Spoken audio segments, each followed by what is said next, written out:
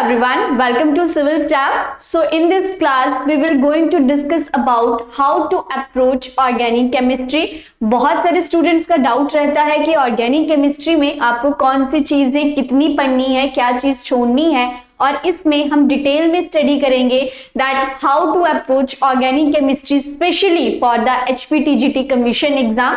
हालांकि बहुत जल्दी ये एग्जाम देखने को मिलेगा, सो अपनी प्रेपरेशन आई होप कि आप अच्छे से कर रहे होंगे। जितनी भी आपको क्लासेस करवाई गई हैं या जो आपको क्वेश्चंस करवाए जाते हैं यूट्यूब क्लासेस के ऊपर भी, वो आपकी अच्छे से चल रही होंगी। उससे पहले एक छोटी सी जानकारी और दैट 17 जुलाई से एक नया बैच HPTGT के लिए स्टार्ट किया जा रहा है। This is the online batch और इसमें HPTGT commission for medical, non medical, arts and commerce वालों के लिए बैचेस स्टार्ट किए जा रहे हैं and this batch is start from the 17th of July 2023. So let's start for organic chemistry and first of all हम क्या session में स्टडी करेंगे that is how to approach the organic chemistry. Organic chemistry का बहुत ज्यादा एक phobia रहता है बच्चों में कि नहीं समझ में आएगी, हमें नहीं आती है, लेकिन जब तक आप ट्राई ही नहीं करोगे तो ऑर्गेनिक केमिस्ट्री ऐसे तो नहीं आएगी।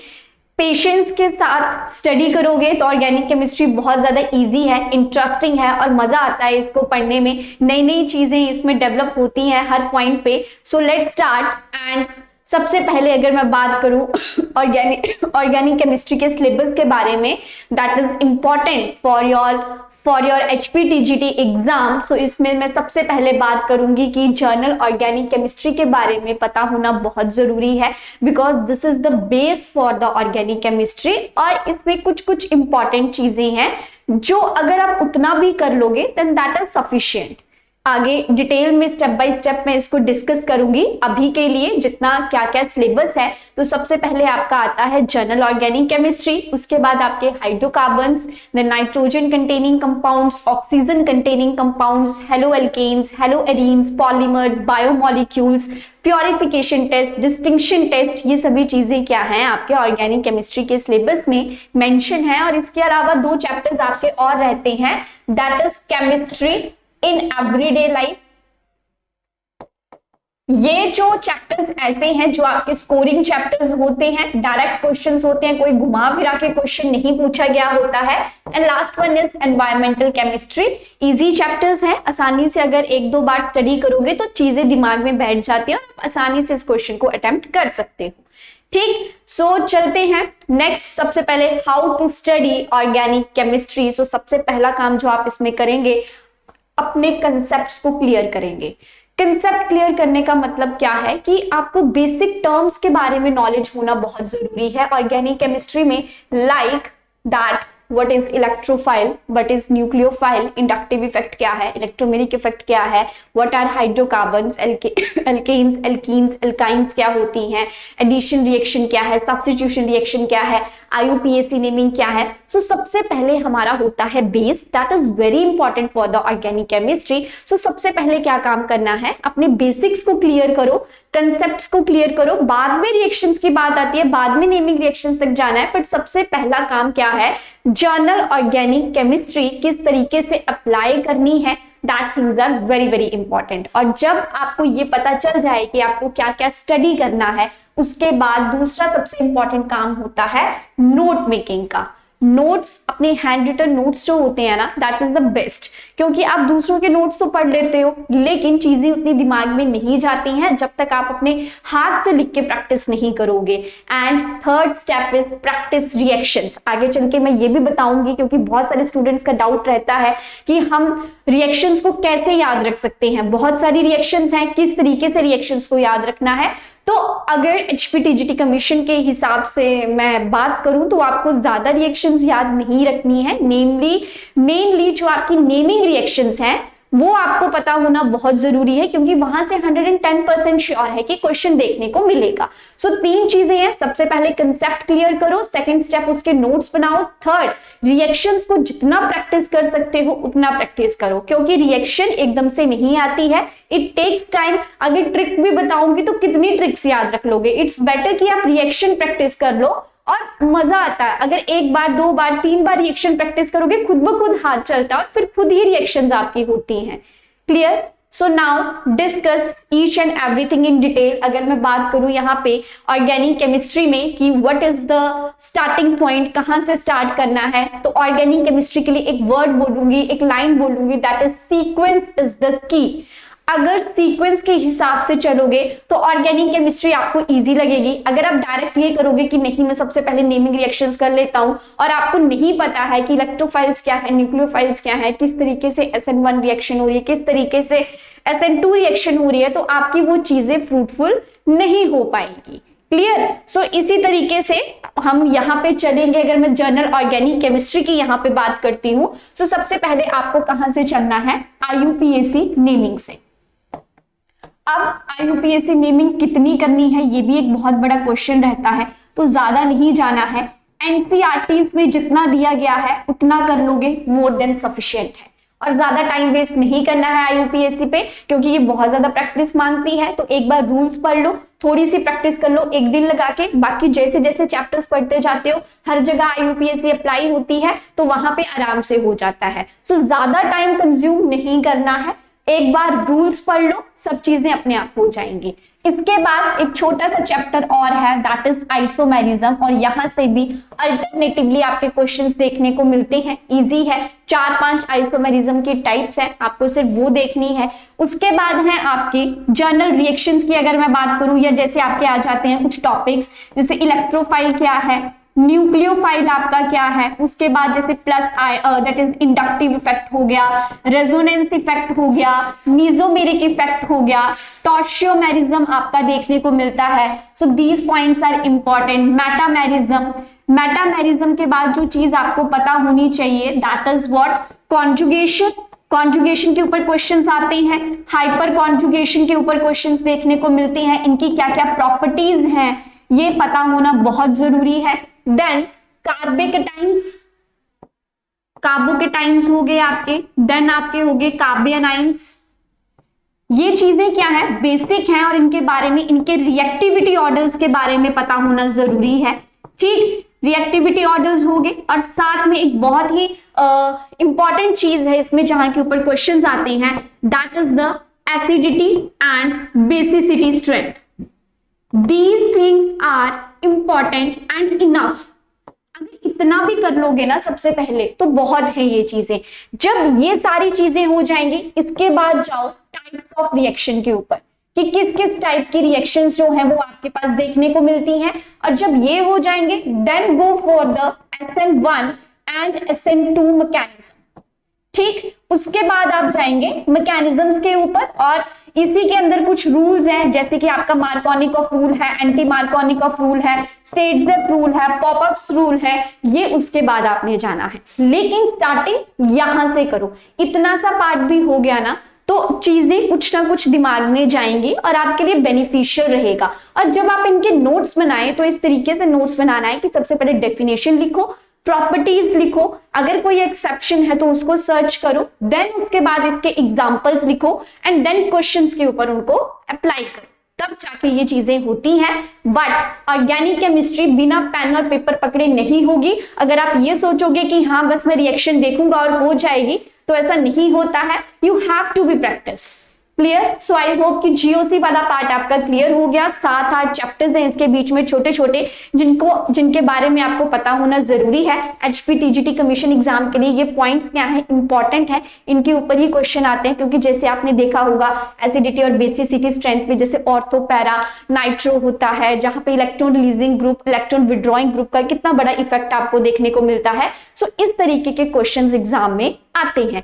कार्बोकेटाइंस, कार्बोनाइंस की रिएक्टिविटी ऑर्डर्स के ऊपर क्वेश्चंस आ चुके हैं। SN1 और SN2 में किस तरीके से rate of reaction find out होता है, या किस में इंटरमीडिएट बन रहा है, किस में कॉन्फ़िगरेशन चेंज हो रही है, ऐसे क्वेश्चंस एग्जाम में देखे गए हैं।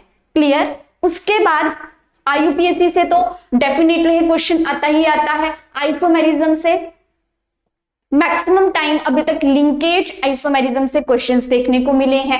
नेक्स्ट इलेक्ट्रोफाइल और न्यूक्लियोफाइल के डायरेक्ट एग्जांपल्स के बारे में या प्रॉपर्टीज के बारे में पूछ लिया जाता है। So this is all about the journal organic chemistry.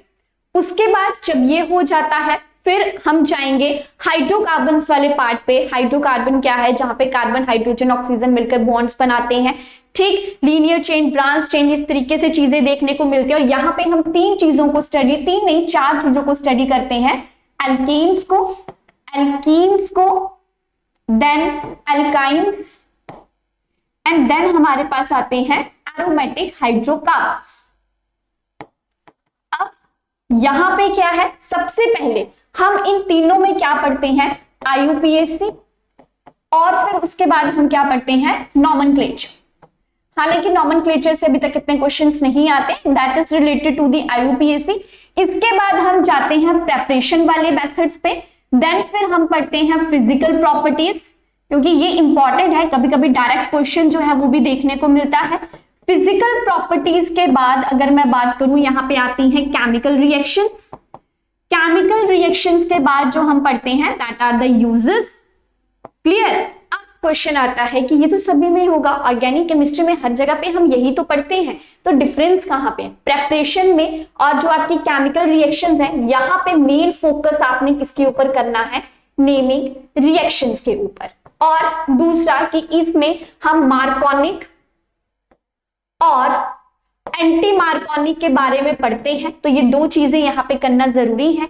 उसके बाद एरोमेटिक हाइड्रोकार्बन्स की प्रेपरेशन जब हम करते हैं तो हम वहां पे फ्रीडल क्राफ्ट एल्काइलेशन और फ्रीडल क्राफ्ट एसाइलेशन के बारे में पढ़ते हैं, ठीक है। देन हम सल्फोनेशन, नाइट्रेशन, ये सब चीजें भी पढ़ते हैं। तो जो मेन रिएक्शंस हैं उनके ऊपर आपको पता होना जरूरी है। फिजिकल प्रॉपर्टीज से मैक्सिमम क्वेश्चन जो है वो बॉइलिंग पॉइंट के ऊपर पूछा जाता है कि किसका बॉइलिंग पॉइंट जो है वो ज्यादा होगा। जब स्ट्रेट चेन होती है तो बॉइलिंग पॉइंट ज्यादा होता है, जब ब्रांचिंग हो जाती है तो due to the weak van der Waals forces वहां पे क्या हो जाता है? बॉइलिंग पॉइंट आपका कम हो जाता है। सो इस तरीके के क्वेश्चंस एग्जाम में ऑलरेडी देखे गए हैं और ऐसे क्वेश्चंस एक्सपेक्टेड है कि आने वाले टाइम में भी पूछे जाएं।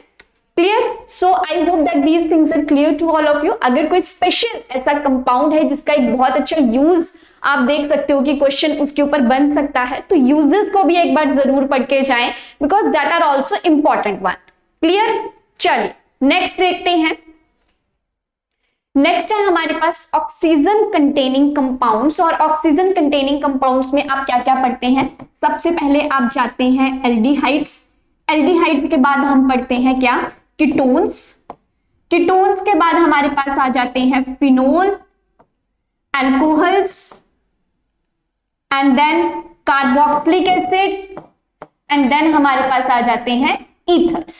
अब इनमें भी अगर कोई स्पेशल रूल है, जैसे यहाँ पे आप देख सकते हो सेड्स-ज़ेफ रूल के बारे में क्वेश्चंस आते हैं, जहां पे मेजर और माइनर प्रोडक्ट्स बनते हैं, या कोई special catalyst like Lindlar's catalyst, उसका यूज जो है वो आपको यहाँ पे देखने को मिलता है। टॉलेंस रिएजेंट हो गए, डिस्टिंक्शन टेस्ट जब हम करते हैं। सो इस चैप्टर से ना डिस्टिंक्शन टेस्ट के ऊपर बहुत क्वेश्चंस पूछे जाते हैं। सो डिस्टिंक्शन टेस्ट की अगर मैं बात करूं, so like Tollens reagent, falling solution, isocyanide तो चलो अमीन के केस में होता है, देन आपका आइडोफॉर्म टेस्ट हो गया, बेंटिक टेस्ट हो गया।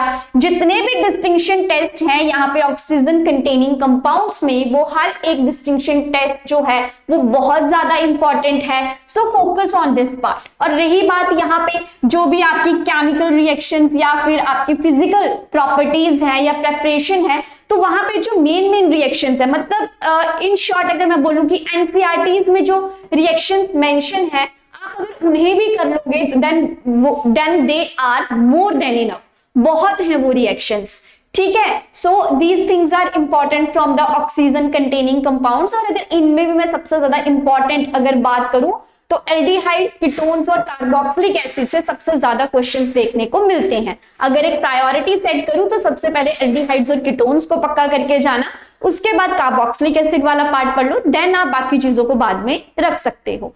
फिजिकल प्रॉपर्टीज से भी मैक्सिमम क्वेश्चन ऐसे देखने को मिलता है कि जैसे अल्कोहल है या कार्बोक्सिलिक है तो किसका बॉइलिंग पॉइंट कम है, किसका बॉइलिंग पॉइंट ज्यादा है, या फिर आपसे किसी और प्रॉपर्टी के ऊपर क्वेश्चन यहाँ पे पूछा जा सकता है। नेक्स्ट चलेंगे। अब नेक्स्ट है हमारे पास नाइट्रोजन कंटेनिंग कंपाउंड्स, और यहाँ पे हम किसके बारे में पढ़ते हैं? एमीन्स के बारे में पढ़ते हैं एंड द सेम थिंग यहाँ पे आपने इसकी सबसे पहले प्रेपरेशन के बारे में पढ़ना है, फिर फिजिकल प्रॉपर्टीज के बारे में, देन केमिकल प्रॉपर्टीज के बारे में, देन यहां से जो सबसे इंपॉर्टेंट चीज है that is the distinction test. Distinction test, और जो आप यहाँ पे डाइजोनियम टेस्ट पढ़ते हैं या उसकी प्रेपरेशन या फिर कोई नेमिंग रिएक्शन है जैसे हॉफमैन ब्रोमोमाइड डिग्रेडेशन रिएक्शन है, या फिर आपकी और भी डिफरेंट रिएक्शन है जहां पे आप बेंजीन डाइजोनियम क्लोराइड की फॉर्मेशन करते हैं और उसके बाद आपके टेस्ट आ जाते हैं जैसे कि डाई टेस्ट आ गया, देन आपका आइसोसाइनाइड टेस्ट आ गया। सो ये जो टेस्ट है वो इंपॉर्टेंट है, ऑलरेडी इनके ऊपर क्वेश्चंस जो हैं वो पूछे जा चुके हैं। सो एमीन्स के केस में IUPAC आप यहां से कर सकते हैं। ज्यादा भी नहीं करना है, जितना आपसे हो पाता है, जितना आपको लग रहा है कि हाँ मेरे लिए इतना सफिशिएंट है, आप उसी के उतने ही नोट्स बनाइए, बार बार उनको रिवाइज करिए, बाद में आप उन चीजों को ऐड कर सकते हैं। अब क्या होता है कि चैप्टर के बीच में कुछ इंपॉर्टेंट कंपाउंड्स दिए गए होते हैं, जैसे कि आपने BHC के बारे में पढ़ा होगा, यूरोट्रोपिन के बारे में पढ़ा होगा, तो NCERTs में ये चीजें मेंशन है। आप जो एक्स्ट्रा नोट में चीजें दी गई होती हैं उनको नहीं छोड़ना है, उनको डेफिनेटली पढ़ के जाना है क्योंकि वहां से क्वेश्चन देखने को मिलता है। क्लियर? और इसी तरीके से आगे चलेंगे। अब हमारे पास है हेलो एल्केन्स और हेलो एरीन्स। हालांकि अभी तक यहां से कम क्वेश्चंस जो हैं वो देखने को मिले हैं, बट सेम यहां पर भी IUPAC आपने पक्का करके जाना। और इस चैप्टर में मेन फोकस आपने करना है नेमिंग रिएक्शंस के ऊपर, नेमिंग रिएक्शंस के ऊपर। और अगर कोई स्पेसिफिक यूज है, जैसे इसमें हम फ्रियॉन्स के बारे में बहुत पढ़ते हैं, तो फ्रियॉन्स के यूजेस के बारे में पता होना जरूरी है। ये छोटी छोटी चीजें इस चैप्टर से आपको पूछी जा सकती हैं। मोस्टली क्वेश्चंस जो है वो रिएक्टिविटी ऑर्डर के ऊपर या किसी का पूछ लेंगे कि किस तरीके से सब्स्टिट्यूशन होगी, ऐसे क्वेश्चंस जो है वो आपको देखने को मिलते हैं। और biomolecule, that is the very important chapter whether you are from medical section और द नॉन मेडिकल सेक्शन। ये चैप्टर जो है वो अब इंपॉर्टेंट है। मैक्सिमम टाइम मैंने इसमें से बहुत सारे क्वेश्चंस देखे हैं। तो सबसे पहले पॉलीसेकेराइड्स के बारे में पता होना जरूरी है। यहाँ पे पॉलीसेकेराइड्स वाला जो टॉपिक है उसे डेफिनेट करके जाएं। उसके बाद जो विटामिन वाला टॉपिक है that is also very important. अगर प्रोटीन से रिलेटेड कोई सिंथेसिस है तो वो भी चीजें इंपॉर्टेंट है। और स्पेशली जैसे इस बार भी देखा गया है, लिंकेज के ऊपर क्वेश्चंस आते हैं कि किस तरीके की लिंकेज जो है वो यहाँ पे देखने को मिलेगी। सो ये कुछ पॉइंट्स हैं जहां पे आप ग्लूकोज, फ्रक्टोज, लैक्टोज इन सभी के बारे में पढ़ सकते हैं, किस तरीके से बॉन्डिंग हो रही है, जैसे लिंकेज है, ये ग्लाइकोसिडिक लिंकेज है, कैसे वहां पे बॉन्ड फॉर्मेशन हो रही है, that is the important one. Vitamin कौन से किसके लिए कितना इंपॉर्टेंट है, यहां से ये चीज, प्रोटीन्स किस तरीके से सिंथेसाइज होते हैं, एंड आइसोमेरिज्म के ऊपर भी यहां से क्वेश्चंस देखने को मिलते हैं। क्लियर? अब चलते हैं नेक्स्ट पार्ट की तरफ, और नेक्स्ट है हमारे पास पॉलीमर्स। बहुत ही छोटा सा चैप्टर है बट इंपॉर्टेंट है, और मैंने मोस्ट ऑफ द टाइम देखा है कि बहुत सारे बच्चे ऐसे हैं जिनको ये क्वेश्चंस आते हैं फिर भी वो गलत कर देते हैं। तो यहाँ पे जो फर्स्ट टॉपिक है पॉलीमर्स में, मोनोमर यूनिट्स के बारे में पता होना बहुत जरूरी है। मोनोमर्स के बाद आपके आ जाते हैं biodegradable and non biodegradable compounds, and specially यहां पे इतना चलना है कि एग्जाम्पल पक्का पता होनी चाहिए क्योंकि क्वेश्चन जो है वो एग्जाम्पल से आएगा। ठीक, देन आपका इसी में नेक्स्ट टॉपिक है थर्मोसेटिक एंड थर्मोप्लास्टिक, क्योंकि यहां से बहुत बार क्वेश्चंस आ चुके हैं और आते भी हैं यहां से क्वेश्चन। देखो अब यहाँ पे ऐसा है कि डेफिनेशन के ऊपर भी आ सकता है क्वेश्चन या फिर एग्जाम्पल्स के ऊपर, और एग्जाम्पल्स जो है वो ज्यादा इंपॉर्टेंट है। देन आपका आ जाएगा एडिशन पॉलीमराइजेशन या फिर आपकी कंडेंसेशन पॉलीमराइजेशन। स्पेशली क्वेश्चन जो है वो मेनली किसके ऊपर पूछे जाता है, नाइलन 6 के ऊपर, नाइलन 6 के ऊपर, देन टेफ्लॉन के ऊपर बहुत सारे क्वेश्चंस आते हैं। बेकेलाइट जो है वो इनमें सबसे ज्यादा इंपॉर्टेंट है। एक क्वेश्चन जो है वो आपका जो मोस्टली देखा गया है that is the vulcanization of rubber के ऊपर क्वेश्चंस आते हैं। और उसके बाद अगर यहाँ पे इंपॉर्टेंट एक और मैं बोलूं, टेफ्लॉन हो गया, बेकेलाइट हो गया, buna S and buna N, इन्हें भी जरूर करके जाएं। स्पेशल इनके मोनोमर्स के बारे में आपको पता होना जरूरी है, और जितने भी हमारे पास पॉलीमर्स प्रेजेंट है ना उनके यूजेस ध्यान से करके जाएं क्योंकि वहां से एग्जाम में क्वेश्चन आता है। जैसे वो ये पूछ लेते हैं कि नॉन स्टिकी बर्तन किसके बने होते हैं, फायर प्रूफ अगर कपड़े हैं तो वो किसके किस पॉलीमर के बने हुए होंगे, या फिर उन्होंने 4 पॉलीमर्स दिए होंगे और पूछा होगा कि ये थर्मोसेटिंग है या थर्मोप्लास्टिक है, या फिर पूछा होगा कि क्रॉस लिंकेज किसमें देखने को मिल रही है किसमें देखने को नहीं मिल रही है। ये छोटा सा चैप्टर है, नोट्स बनाओ और प्रैक्टिस करो, इससे ज्यादा कुछ नहीं है। Monomer units are the most important one, क्योंकि डायरेक्ट जो है वो वहां से क्वेश्चन देखने को मिलता है। क्लियर। नेक्स्ट चलेंगे बुक्स के बारे में, लेकिन अगर मैं इससे पहले एक और बात यहाँ पे आपके साथ डिस्कस कर लूं, तो जो आपका चैप्टर है जैसे केमिस्ट्री इन एवरीडे लाइफ वाला चैप्टर है, ठीक है, इसमें क्या चीजें आपको करनी है, एक सेकेंड।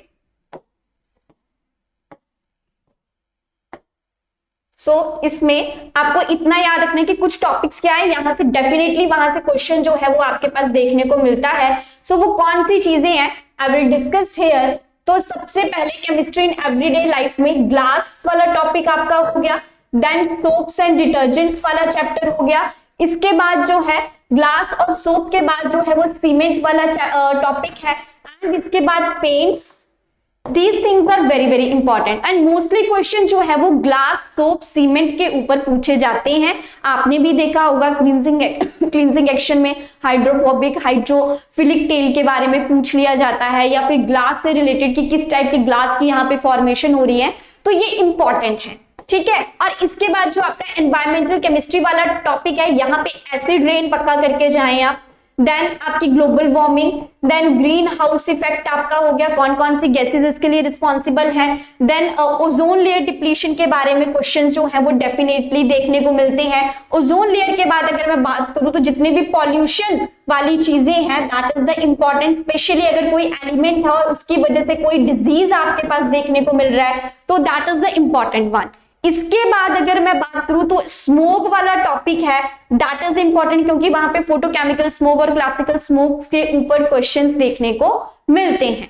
और जब ये सब चीजें पढ़ लो तो एंड में एक क्या काम करना है, नेमिंग रिएक्शंस, डिस्टिंक्शन टेस्ट और प्योरिफिकेशन मेथड्स के बारे में डिटेल में पढ़कर जाना है, ठीक है। वो तो वैसे चैप्टर में हर किसी के साथ करवाई गई हैं, वो तो करना ही है, लेकिन सेपरेट बेस में आप ये कर सकते हो कि उनके अलग से भी नोट्स बनाते रहो, एक शीट ले लो, एक शीट के ऊपर आराम से सारे आ जाएंगे। ज्यादा वो नहीं है, ज्यादा पजल होने वाला काम नहीं है। नेमिंग रिएक्शंस में आपके 4 से 5 पेज बन सकते हैं, डिस्टिंक्शन टेस्ट जो है वो एक ही पेज के ऊपर आ जाएंगे, प्योरिफिकेशन एक ही पेज पे आएगा, इकट्ठा करके लिख लो, रिवाइज ही तो करना है फिर, ठीक।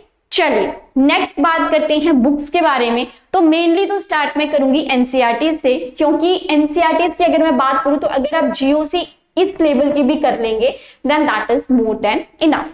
तो यहां से केमिस्ट्री से जो बेस्ट हो सकते हैं, ईवीएस वाला पार्ट यहां से बेस्ट हो सकता है, केमिस्ट्री इन एवरीडे लाइफ वाला चैप्टर यहां से बहुत अच्छे से हो सकता है, जीओसी तो चलो यहीं से भी कर लोगे तो बहुत है।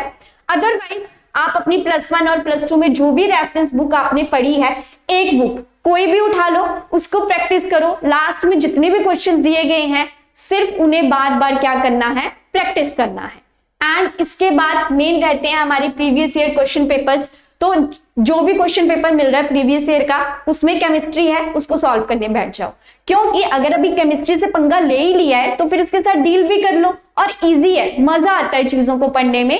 अगर इंटरेस्ट के साथ पढ़ोगे तो बहुत इजी है और इंटरेस्टिंग लगेगा। हाँ, कुछ चीजें बीच में टफ भी हैं, वो सभी के लिए होती हैं, but practice makes the man perfect, और एट द एंड हमारे पास यही चीज रहती है। क्लियर।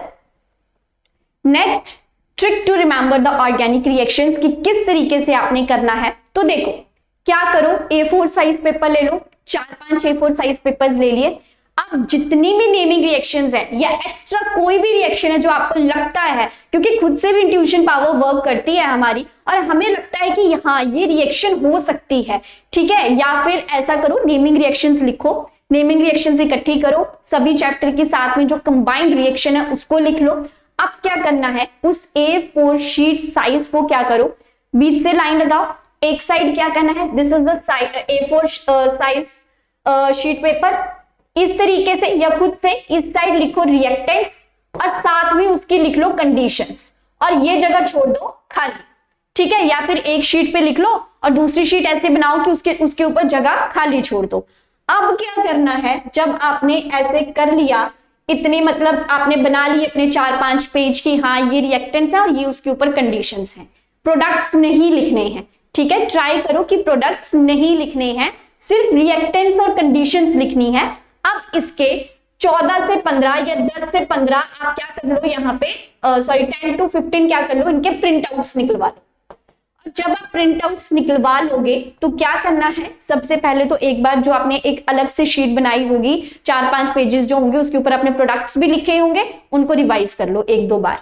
और जब आपको लगता है कि अब अच्छा खासा रिवाइज हो चुका है, शीट उठाओ और उन प्रोडक्ट्स को लिखना शुरू कर दो, बट बिना देखे, खुद से ट्राई करके वहां पे आपने क्या करना है, उन शीट्स के ऊपर प्रोडक्ट्स लिखना शुरू करने हैं। जब भी टाइम लगता है, सुबह उठने के बाद, रात को सोने से पहले, खाना खाने के बाद, उन शीट्स के ऊपर प्रोडक्ट्स लिखना शुरू कर दो। तो क्या होगा, इससे बार बार रिएक्टेंट्स पढ़ोगे, कंडीशन पढ़ोगे, प्रोडक्ट खुद से लिखोगे, प्रैक्टिस होगी, मजा भी आएगा। So this is the best way to remember any organic reaction. Printouts निकलवाओ, रिएक्टेंट्स लिखो, कंडीशंस लिखो, प्रोडक्ट्स को खुद से लिखने का ट्राई करो, रिवाइज करो बार बार। 10 से 15 शीट्स हैं, इतनी बार लिखोगे ना, आराम से रिएक्शन दिमाग में जाएगी और साथ के साथ रिएजेंट्स भी याद हो जाएंगे, क्योंकि ऑर्गेनिक केमिस्ट्री में कभी कभी क्या होता है, कैटलिस्ट और रिएजेंट के ऊपर ही क्वेश्चन पूछ लिया जाता है। So this is the best way to remember any organic reactions. Clear? So this is all about how to approach the organic chemistry. Main focus किसके ऊपर करना है, IUPAC के ऊपर, then isomerism के ऊपर, then journal terms, then naming reactions, distinction test and purification test, और बाकी के जो 2 चैप्टर बचे वो तो डिफरेंट हैं। So this is all about naming reactions are the most important one. और जो स्पेशल पहले वाली जो मैंने आपको टर्म्स बताई, उसकी अगर प्रॉपर्टीज पढ़ लोगे कि हाँ SN1 में ऐसे होता है, SN2 में ऐसे होता है, तो जो स्टेटमेंट वाइज क्वेश्चंस आते हैं वो वहां से डायरेक्ट सॉल्व हो जाते हैं। ऑर्गेनिक रिएक्शन को किस तरीके से याद करना है वो मैंने आपको बता दिया है। You have to practice, printouts निकलवाओ और प्रैक्टिस करो। So this is all about today. I hope that you like this session. Thank you so much and please like, share and subscribe, ताकि और लोगों को भी पता चले कि किस तरीके से हम ऑर्गेनिक केमिस्ट्री को अप्रोच कर सकते हैं। And again the new batch is started from the 17th of July 2023 for HPTGT medical, non medical, arts and commerce. Thank you so much.